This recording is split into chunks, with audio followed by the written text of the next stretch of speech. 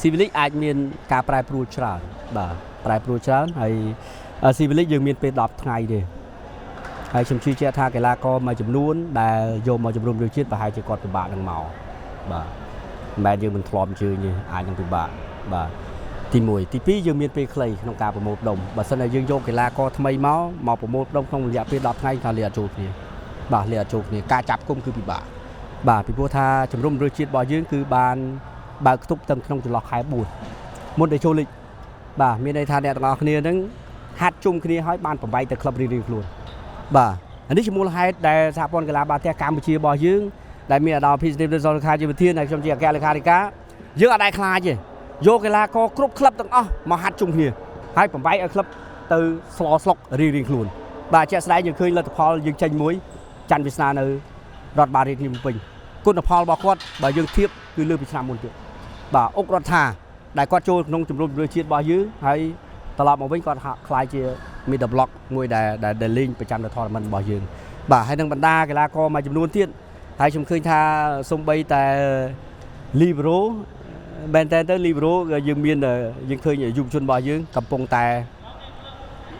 ដណ្ដើមតួនាទីរបស់រៀមច្បងរបស់យើងអានេះទទួលស្គាល់ការពិតនៅលើទីលានបាទទូរស័ព្ទលើទីលានហើយនៅក្នុងនោះក៏ setter ក៏អាចនឹងមានការប្រែប្រួលដែរប៉ុន្តែទាំងអស់នោះសួរថាអាស្រ័យទៅលើខ្ញុំអគ្គលេខាធិការសហព័ន្ធកីឡាបាល់ទះកម្ពុជាមិននៅឆ្លោះទេគឺអាស្រ័យទៅលើគ្រូបង្វឹកពីព្រោះថាគាត់ជាអ្នកសិលិចកីឡាករដែលយើងប្រមូលផ្ដុំជិត30នាក់នេះចុងក្រោយយក14នាក់អញ្ចឹងគាត់ជាអ្នកដឹងថាកីឡាករនៅក្នុងជំរុំជម្រើសជាតិអ្នកណាកម្រិតប៉ុណ្ណា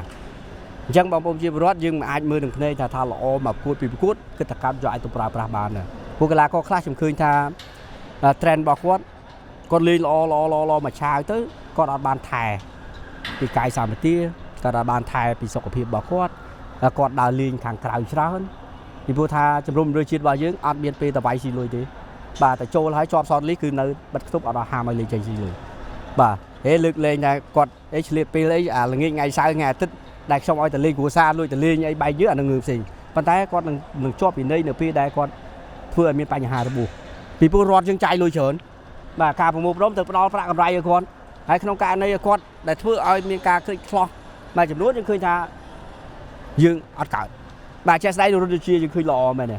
បាទគឺល្អមែនទេប៉ុន្តែនៅពេលដែលគាត់មានបញ្ហាឈឺចង្កេះឈឺស្មាគាត់មិនត្រូវបាននៅក្នុងកែវភ្នែករបស់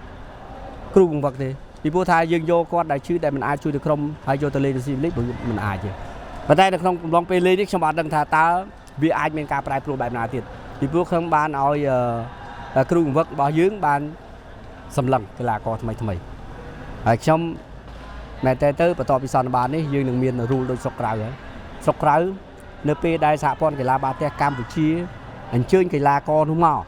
ហើយគាត់បែរជាមិនមកគឺមិនអាចលេងគ្រប់ព្រឹត្តិការណ៍ផ្សេងៗនៅក្នុង tournament នៅក្នុងប្រទេសអានេះជារូលរបស់ពិភពលោកហ្មងដូច ITC អញ្ចឹងខ្ញុំអត់ចង់ថានៅពេលដែលខ្ញុំដាក់លិខិតអញ្ជើញហើយអត់មកអញ្ចឹងគាត់គឺលេងអត់បានអញ្ចឹងបើសិនជាខ្ញុំប្រើរូលនឹងភ្លាមនៅក្នុងកំឡុងពេលដែលគាត់អត់ដឹងប្រហែលជាគាត់វាតម្លៃទៅរឿងផ្សេងទៀតបាទវាតម្លៃរឿងផ្សេងទៀតអញ្ចឹងយើងនឹង set ហ្នឹងហើយយើងនឹងពិចារណាថាតើគួរយកកីឡាករមួយណាដែលយើងចូលមកជំរុំវឹកហាត់របស់យើងបាទព្រោះខ្ញុំក៏អត់ចង់ដាក់បន្ទុកទៅដល់